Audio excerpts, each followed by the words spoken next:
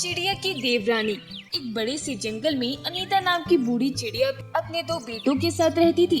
अनीता के बड़े बेटे राहुल की शादी बहुत पहले निधि नाम की चिड़िया से हो चुकी थी और निधि बड़ी ही सीधी सादी चिड़िया थी जो अपनी सास अनीता का सारा कहना मानती थी।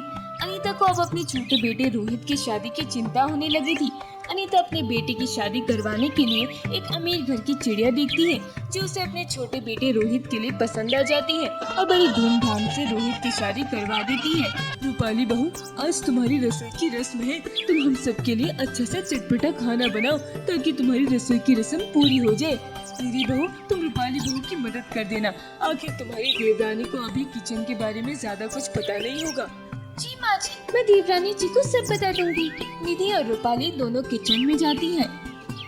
देवरानी जी, माँ जी को छोले पूरी बहुत पसंद है, आप उनके लिए छोले पूरी बना दीजिए। और देवर जी को मीठे में खीर और राहुल जी को पुलाव और जो आपको पसंद हो वह बना लीजिए। ये क्या भाभी, आपको सबकी पसंद पता है और सबका खाना बनाने के लिए आपने मुझसे कह दिया, लेकिन अपने लिए कुछ नहीं बनवा रही है। अरे मैं तो इन्हीं में से थोड़ा बहुत खा लूंगी, आप फटाफट बनाने की तैयारी करो। सीरियसली जेठानी जी, आपको ऐसा लगता है कि मैं ये इतना हैवी खाना बनाऊंगी? छोला पूरी और पुलाव टाइप मैं ये सब नहीं खाती और ना ही मुझे ये सब बनाना आता है। मुझे जो बनाना आता है और जो मैं खाती हूँ मैं वही बना दूंगी। आप बिल्कुल भी टेंशन मत लीजिए, बस मेरी थोड़ी हेल्प करा दीजिए। लेकिन देवरानी जी, अगर आप अपनी मर्जी का खाना बनाएंगी तो सासू माँ गुस्सा करेंगी और फिर घर में बहुत बवाल हो जाएगा। कम ऑन जेठानी जी, कुछ नहीं होगा और अगर कुछ हुआ तो मैं बात कर लूंगी, आप इतनी टेंशन क्यों लेती हो? निधि चिड़िया रूपाली की बातें सुनकर चुप हो जाती है और उसे कुछ नहीं कहती। शाम को खाना खाते वक्त, हे भगवान, निधि बहू, मैंने तुमसे कहा था ना कि रूपाली बहू को सब कुछ बता देना, तुमने उसे कुछ बताया नहीं क्या? तुम सारा दिन अपने कमरे में पड़े आराम कर रही थी, देखो उसने क्या क्या बना कर रख दिया है, इसमें से तो कुछ भी खाने लायक दिख ही नहीं रहा है। ओहो मम्मी जी, आप इतना चिल्ला क्यों रही है? मुझे जेठानी जी ने सब चीज बताई थी कि किसके लिए क्या क्या बनाना है, लेकिन मैं ना ही मैं खाना बना पाती थी और ना ही मैं सामान खाती, इसलिए मैंने वे सारा सामान नहीं बनाया। ये देखिए ना, मैंने आपके लिए इंडियन पास्ता, जेठ जी के लिए वेज फ्राइड राइस और रोहित के लिए कस्टर्ड पुडिंग बनाई है क्योंकि मैं यही सब खाती हूँ। और एक बार ये मेरा अमेरिकन सैलेड खाकर तो देखिए, बहुत टेस्टी है। मैं तो ये सारा सामान नहीं खाऊंगी, भूखी सो जाऊंगी, लेकिन ये अनाप शनाप चीजें मुझे नहीं खानी। निधि बहू, जाओ मेरे लिए जल्दी से सब्जी रोटी बना कर लाओ। जी माँ जी, मैं अभी बना कर लाती हूँ।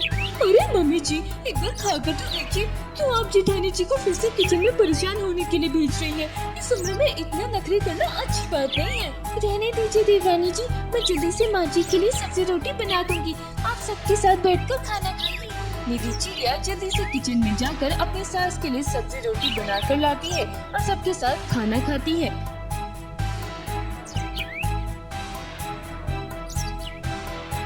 ऐसे ही कुछ दिन गुजर जाते हैं। जेठानी जी, मुझे आपसे एक बात पूछनी थी, आप सासू माँ से इतना डरते क्यों हैं और उनकी बेफिजूल की बातें भी चुपचाप सुन लेती हैं? सासू माँ आप पर इतना गुस्सा करती है और चिल्लाती है, आप उन्हें कुछ बोलती क्यों नहीं? देवरानी जी, वे मुझसे बड़ी है, मुझे डांट सकती है और मेरी मम्मी ने मुझसे कहा था कि अपनी सासू माँ की इज्जत करना और उनकी सारी बात मानना। जेठानी जी, इज्जत तो मैं भी करती हूँ, लेकिन इसका ये मतलब थोड़ी है कि मैं उनकी गलत बातों को मानूं। ये मेरी जिंदगी है तो उसमें कुछ मेरे फैसले भी तो होने चाहिए। छोड़िए ना देवरानी जी, मुझे तो अब इन सब चीजों की आदत पड़ चुकी है।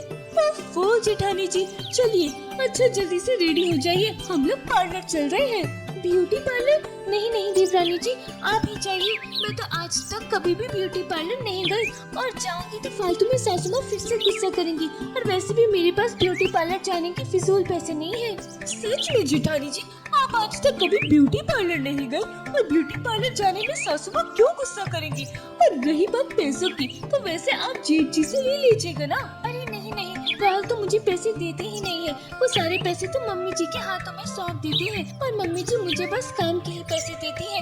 देवरानी जी, आप ही ब्यूटी पार्लर चले जाइए, मैं यहाँ घर का काम देख लूंगी।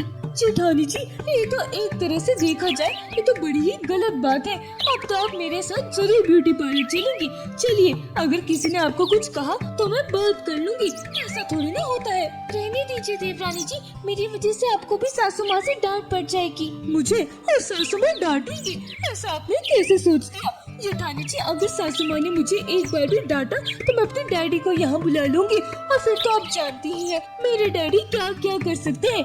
चलिए जल्दी से आप अब मेरे साथ चलिए। रूपाली चिड़िया जबरदस्ती जिद करके निधि चिड़िया को अपने साथ ब्यूटी पार्लर ले जाती है और शाम को घर आती है।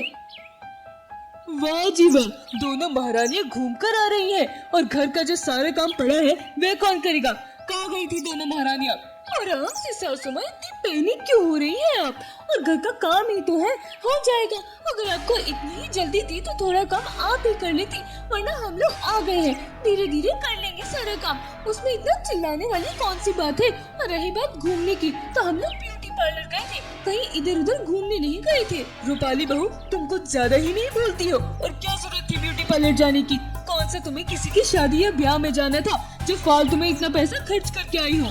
हाँ, तो क्या जब शादी ब्याह में जाया जाता है क्या तभी ब्यूटी पार्लर जाया जाता है? और रही बात पैसों की, तो पैसे मैंने अपने खर्च करे हैं, आपसे तो पैसे मांगे नहीं मैंने। आने दो आज राहुल और रोहित को, बताऊंगी मैं कि तुम अपने साथ साथ मेरी सीधी सादी बहू को भी बिगाड़ रही हो। हाँ तो ठीक है, आपको जिसको बुलाने हैं जो कहना है कह दीजिएगा। वैसे भी हमने कोई गलत काम नहीं किया है जो आप हमें इस तरह से डरा रही है। मैं भी अपने डैडी को बुला लूंगी, फिर आप सीधे डैडी से ही बात कर लीजिएगा।